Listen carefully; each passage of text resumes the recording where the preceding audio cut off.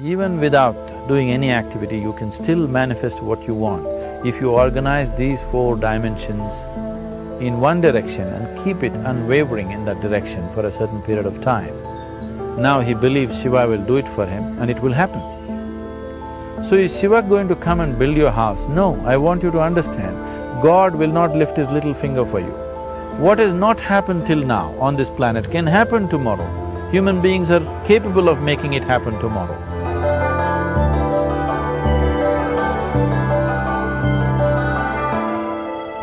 Everything we as human beings have created on this planet was essentially first created in our minds.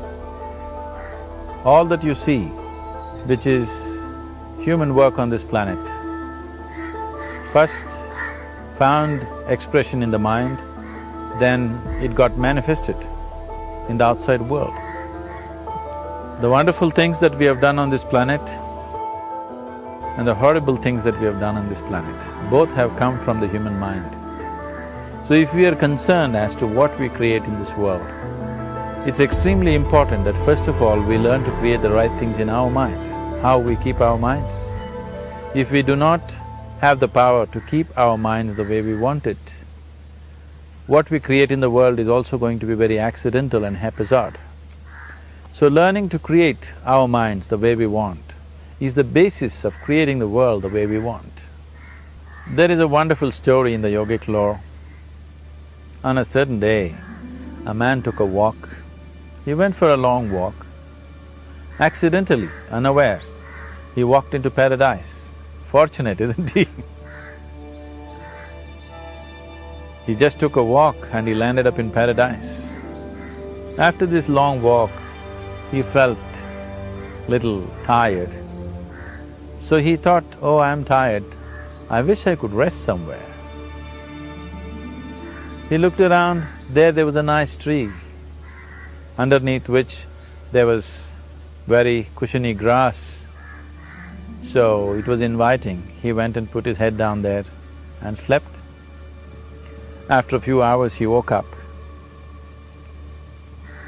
well rested, and he thought, oh, I'm well rested, but I'm feeling hungry, I wish I had something to eat.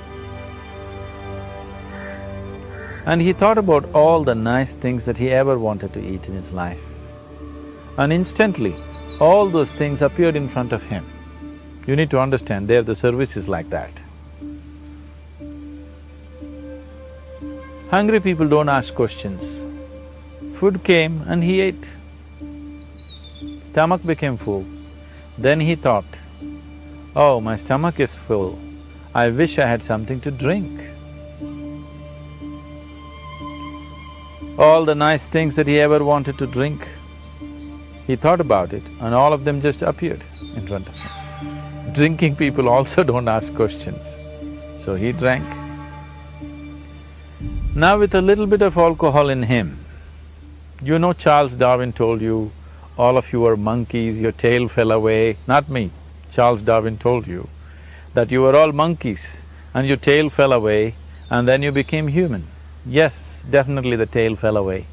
But the monkey, in yoga, we always refer to an unestablished mind as markata, which means a monkey. Why we are referring to the mind as a monkey is, what are the qualities of a monkey? One thing about a monkey is, it's unnecessary movement.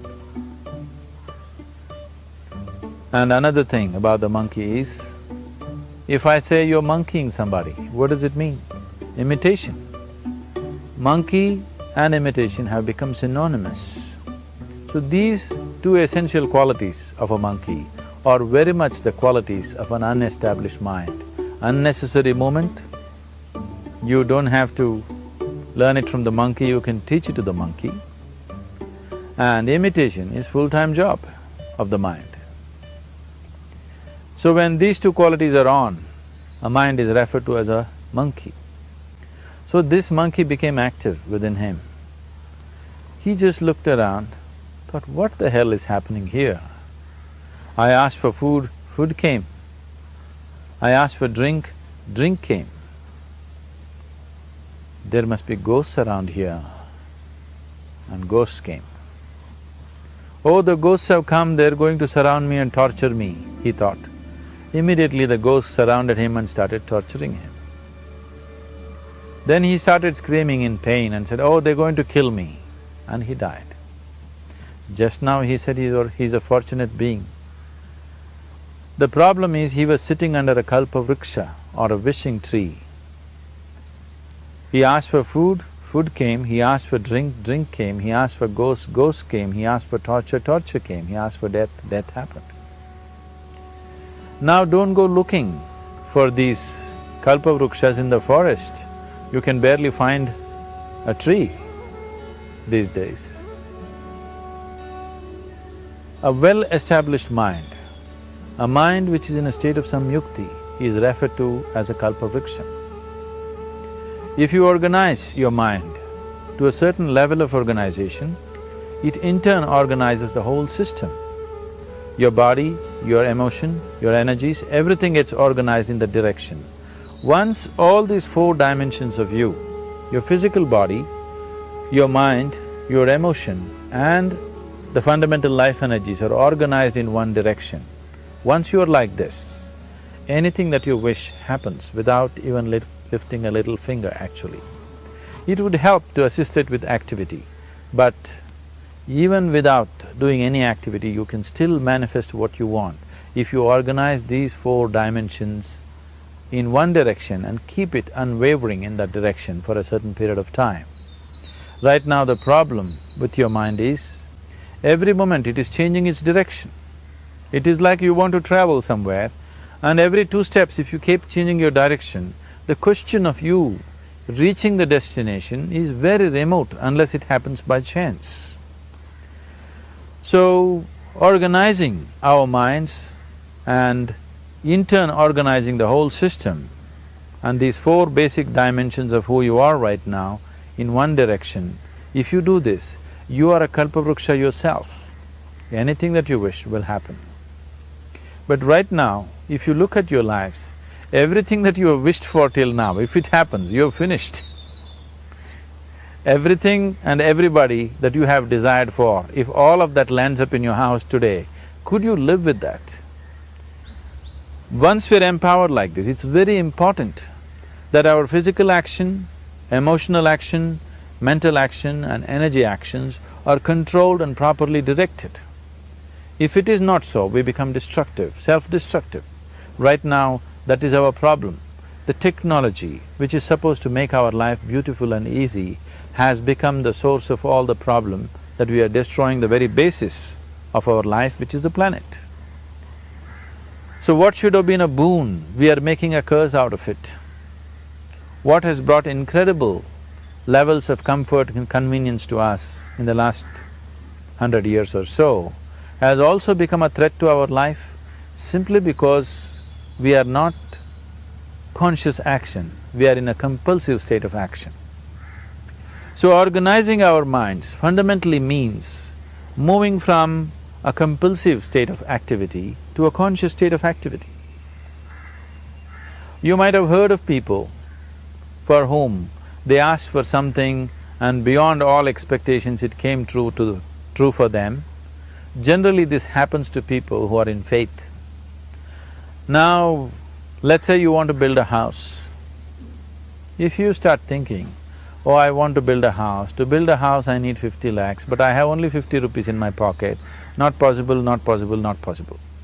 The moment you say not possible, you're also saying I don't want it. So on one level, you're creating a desire that you want something, on another level, you're saying I don't want it. So in this conflict, it may not happen. Someone who has some faith in a god or in a temple or whatever, who is simple-minded, faith works only for those people who are simple-minded. Thinking people, people who are too much thinking, for them it never works. A childlike person who has a simple faith in his god or his temple or whatever, he goes to the temple and says, Shiva, I want a house. I don't know how, you must make it for me. Now in his mind there are no negative thoughts. Will it happen? Will it not happen? Is it possible? Is it not possible? These things are completely removed by this simple act of faith. Now he believes Shiva will do it for him and it will happen. So is Shiva going to come and build your house? No, I want you to understand, God will not lift his little finger for you. What you refer to as God is the source of creation. As a creator, he has done a phenomenal job, there's no question about it. Could you think of a better creation than this? Is it in anybody's imagination to think anything better than what is there right now? So as a creator, he has done his job wonderfully well. But if you want life to happen the way you want it, because right now, the very crux of your happiness and your well-being is this, if at all if you're unhappy, the only and only reason why you're unhappy is life is not happening the way you think it should happen. That's all it is. So if life is not happening the way you think it should happen, you're unhappy. If life happens the way you think it should happen, you are happy. It's as simple as that. So if life has to happen the way you think it should happen, first of all, how you think, with how much focus you think, how much stability is there in your thought, and how much reverberance is there in the thought process will determine whether your thought will become a reality or is it just an empty thought. Or how you do not create any impediments for your thought by creating negative thought process. This possible is something possible or not possible, is destroying humanity. What is possible and not possible is not your business, it's nature's business. Your business is just to strive for what you want. Right now you're sitting here, if I ask you two simple questions, I want you to just look at this and answer this. Right now from where you're sitting, can you just fly off? You say no. Right now from where you're sitting, can you get up and walk? You'll say yes. What is the basis of this? Why you say no to flying and yes to walking?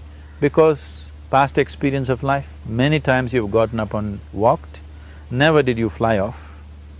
Or in other words, you're using the past experience of life as a basis for deciding whether something is possible or not possible.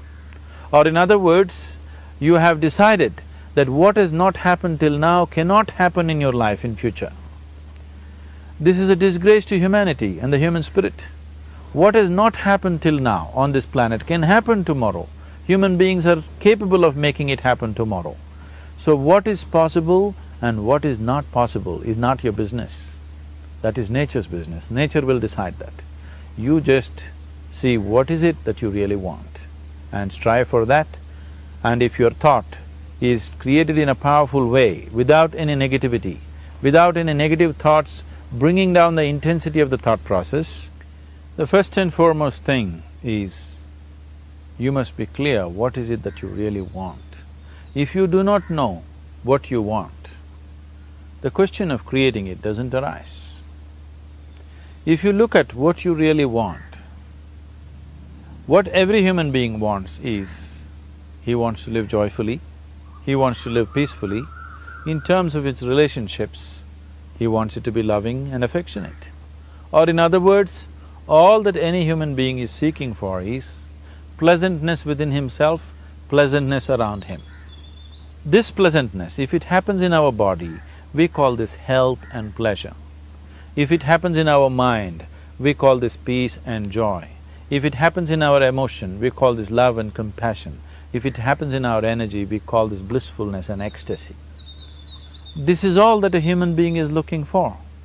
Whether he is going to his office to work, he wants to make money, build a career, build a family, he sits in the bar, sits in the temple, he is still looking for the same thing. Pleasantness within, pleasantness around. If this is what we want to create, I think it's time we addressed it directly and commit ourselves to creating it.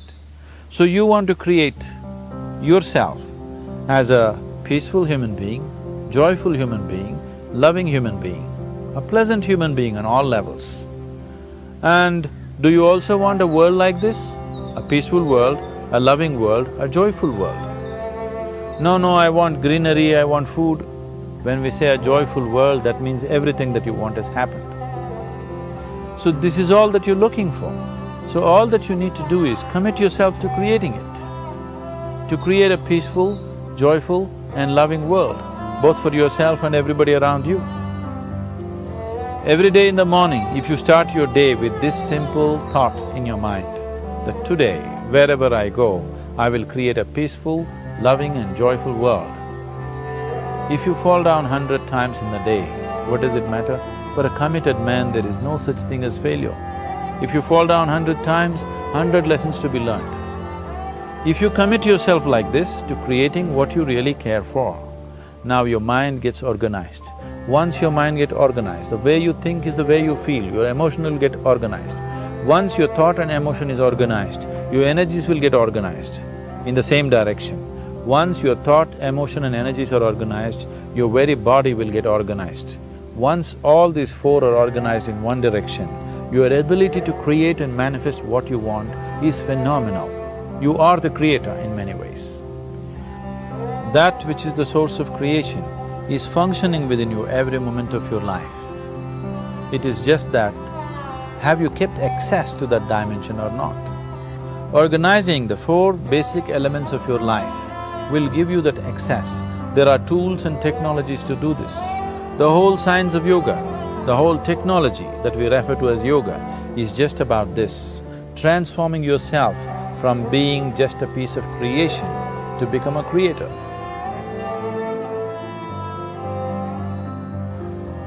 It is my wish and my blessing that every human being in this world should have this access to the source of creation within himself so that he can function here as a creator, not just as a piece of creation. Namaskara. Per qualche suggerimento su cosa visualizzare in seguito, ecco un video oppure una playlist. Se gradisci imparare le favolose pratiche di Hatha Yoga Classico strutturate da Sadhguru che noi insegniamo, consulta la descrizione appena al di sotto di questo video. Infine, se ti sono piaciuti i contenuti di questo canale e gradisci iscriverti, clicca sulla foto accanto a me.